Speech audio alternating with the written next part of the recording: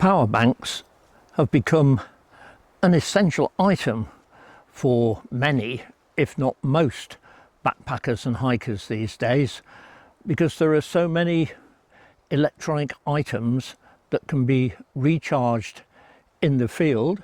So instead of a bag of spare batteries, you can now carry one big battery as a power bank and plug it into the devices, especially of course smartphones. The early power banks were big, heavy and low powered, but then there weren't so many devices and phones were, compared to today, low powered as well. Thankfully, power banks have become lighter in weight, smaller, and as far as I can tell from the ones I've used, also more durable. I had quite a few failures in the early days of power banks. Now, recently, INIU, or INIU, I don't know exactly how to pronounce it, sent me two power banks to test. A small one, this is the P50, which is 10,000 mAh power, and this is the P63, which is a fairly hefty 25,000 mAh power. Now, both of them, for the capacity, are small. Especially, you can see the P50 is tiny. They claim it's the smallest 10,000 mAh power bank there is. As you can see, it easily fits in my hand. Now, part of the reason for that is because it's a bit thicker than some of the power banks, but overall it is smaller. It's not quite the lightest. On my scales it weighs 165 grams. This one is bigger, but it's still pretty small again for the capacity. I've got ones with half the capacity of this that are quite a bit bigger and heavier, and this one weighs 390 grams. Now, both of them, as you can see, have got dangling straps. These, you can take them off if you want, and I expect if all they were was straps, I would take them off. However, the top part of the strap is also a charging cable. So it's in a sense built in with the power bank. You don't need to have a separate one. Obviously, if you were carrying both of these, you only need one of these. It's quite secure. You can certainly dangle it like that and it should be safe, but I wouldn't risk it for long or have it attached or anything much, because whilst an upward pull is, that's quite secure, but if it catches something, goes sideways, it detaches quite quickly. So it's mainly useful as being a way of ensuring that you have your connecting cable with the power bank. The weights I gave include the cables, because obviously without a cable the power bank isn't any use at all. Now, both of them, as you can see, have screens. Easier to see on the white smaller one. The screens, when you switch it on, there's a button at the side. They give the percentage of power remaining. So this one at the moment says 71%.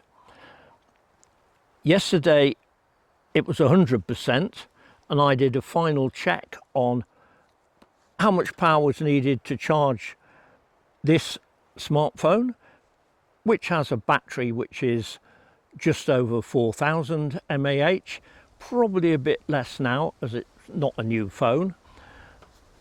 And the 71% is what was left after it had charged this to 100%.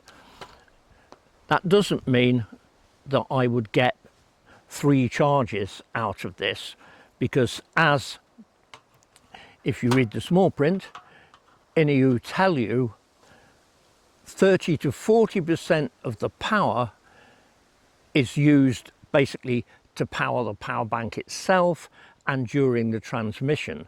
So it's not actually, in terms of how much power it can transfer, 10,000 mAh. INIU says that, as an average, it's around 6,200 mAh. And I have certainly found it'll power this phone almost 2 times, but not quite. This one, of course, will power it 2 times and more, simply because, it's over twice the mAh of this.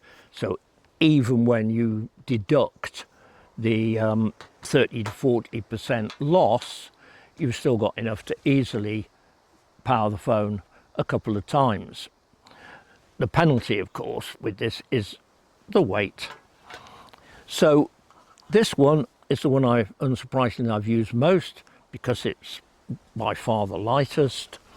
I took it on the Murray Way walk, a week-long 100-mile walk I did in May. It lived in the rucksack, it lived in the tent. I used it just about every day to top up the phone. I recharged it once in a cafe. It takes about 2 hours, 2.5 hours to recharge it fully, which is just about the same time it takes to charge the phone.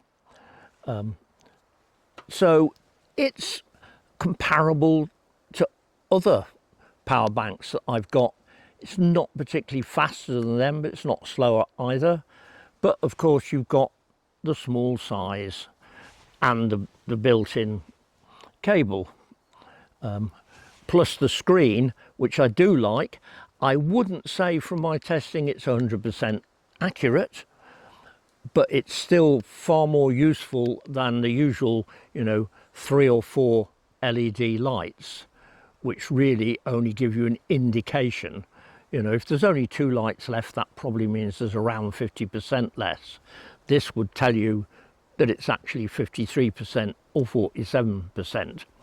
Not sure why the screen's so big, because the percentage on it is only tiny, but it might show up better actually on the black one, because it's white. This one is 100% at the moment, but it is only tiny. The screen could be 1/4 the size and you'd still be able to read it. Not that I think that's not significant, but I do wonder if they could use the screen to show something else, like perhaps the percentage that have been charged with the device it's attached to. But as I say, that's not, I think, particularly important.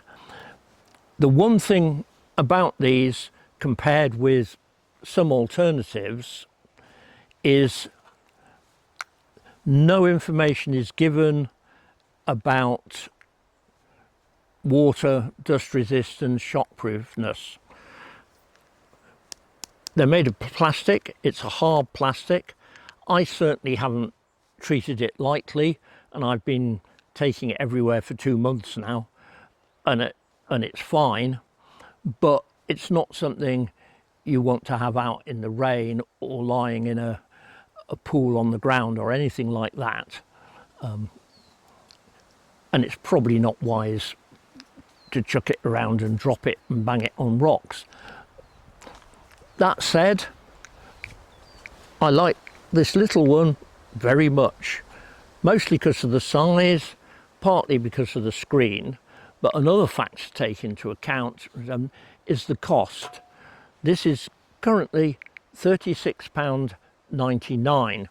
This one is £66.99, and for these power banks, those are quite low prices, so certainly I'd say they're good value for money. The performance is similar to other ones. I haven't noticed that, you know, they're in any way better or worse. I will do a comparison with this one with a couple of other lightweight ones, but for the moment this one will continue to go with me everywhere, and I think it's a good little device. And as always, I hope you found this interesting, and please click like if you did. And I think the next video will probably be a stove comparison. Thank you for watching.